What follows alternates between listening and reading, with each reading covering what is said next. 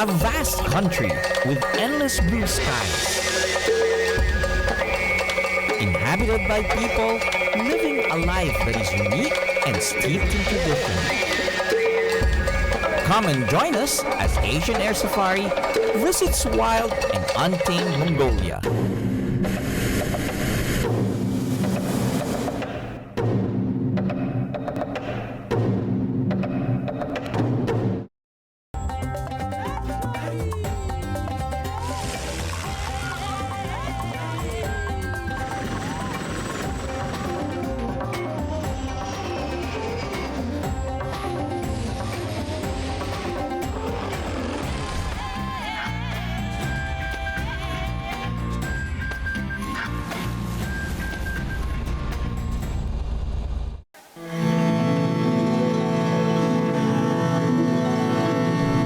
Countries evoke a sense of adventure like Mongolia. Images of nomads, wild horses, and endless grassland have long fascinated me. 3 times the size of France, 4 times of Japan, and double that of Eastern Europe, Mongolia is a landlocked country that sits between Russia and China. With only 1.7 people per square kilometer, it also happens to be the least densely populated country in the world. My journey will take me from its capital Ulaanbaatar to the vast emptiness of the Gobi Desert and through the fabled grasslands of the Mongolian steppe.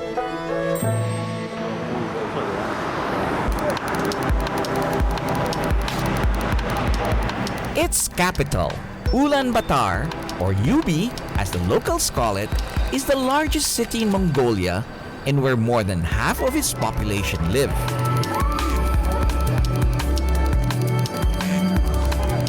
I'm right at the center of Ulaanbaatar. This is called the Sugi-Surenjav Square. It is the focal point of where they have everything from political demonstrations and even up to concerts. Named after Damdin Sugi-Surenjav, one of the leaders of the 1921 revolution, which ended Chinese occupation and marked the beginning of Communist Party rule in Mongolia. It is ironic that Sugi-Surenjav Square was also the focal point of the Democratic Revolution of 1990, which eventually led to the end of communist rule in the country. Today, Sugi-Surenjav Square is a nice place to hang out and meet the locals.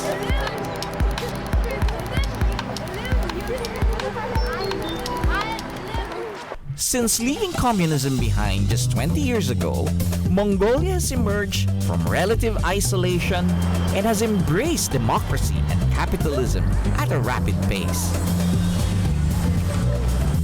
Abuzz with construction, high-end stores, Wi-Fi hotspots, and an unusually large number of Lexus and Mercedes SUVs plying its streets, Ubi is the epicenter of this movement.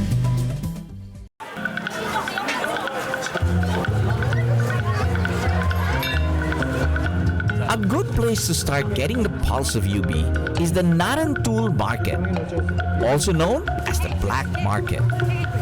Accompanying me was Soyo, my guide and translator. One of the largest markets in Asia, you can get pretty much everything you need at Narantul. A section is devoted to all things horse.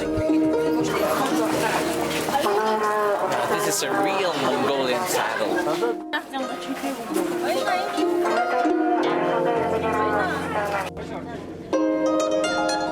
So Soyo, what is this one?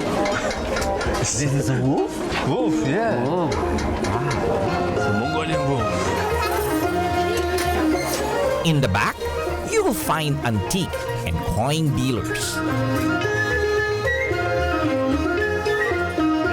Narantul is the best place to find bargains on traditional Mongolian clothing.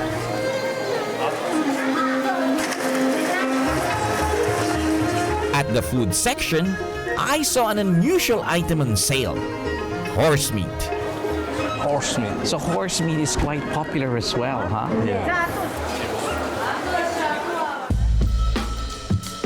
During the 1937 Stalinist purges, nearly all of Mongolia's monasteries were destroyed and over 15,000 lamas were killed. The Gandan Monastery is one of the few that survived. After being suppressed for decades, the practice of Buddhism is now flourishing again. A distinctive feature of Buddhist monasteries are its prayer wheels. So we turn Turn 3 times each. 3 times Each. Yeah. 3 turns. Yeah. 1, 2, 3. I need more of these because I have so many things that I like in life. Okay. So many wishes. Yeah. There are mantras inscribed on each prayer wheel, and spinning them clockwise has the same effect as reciting the mantra multiple times. They are said to be good for accumulating wisdom and merit and getting rid of bad karma. The monastery's main attraction is the Tibetan-style Migjit Chanrai Sigsum. Within is a 26-meter high statue made of copper and covered with gilt gold. Inside the hollow statue are 27 tons of medicinal herbs, 334 sutras, 2 million bundles of mantras, and an entire girl.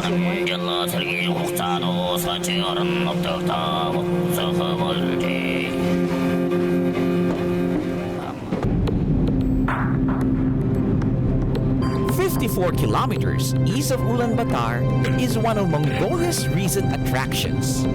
This is one of the largest statues in the world. This is Genghis Khan. He is the national hero of Mongolia. And in the 13th century, he united all the Mongol tribes. And he amassed the largest land empire in the world. In the 13th century, Genghis Khan united the warring tribes of the steppe and formed the great Mongol nation.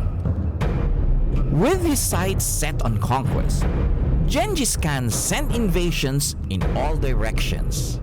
With unmatched speed and ferocity in battle, Mongol warriors on horseback proved superior to any army who opposed them. The result of this conquest was the formation of an empire that stretched from Eastern Europe to the Sea of Japan, covering large parts of Siberia in the north, extending into Southeast Asia. The 131-foot statue faces eastward towards the birthplace of Genghis Khan. It is on the site where, according to legend, he found a golden whip.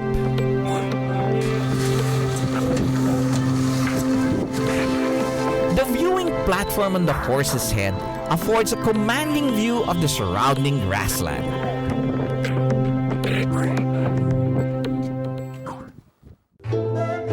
When Asian Air Safari returns, See if I can try a little bit. Bit sour? Bit sour? Very sour. Okay.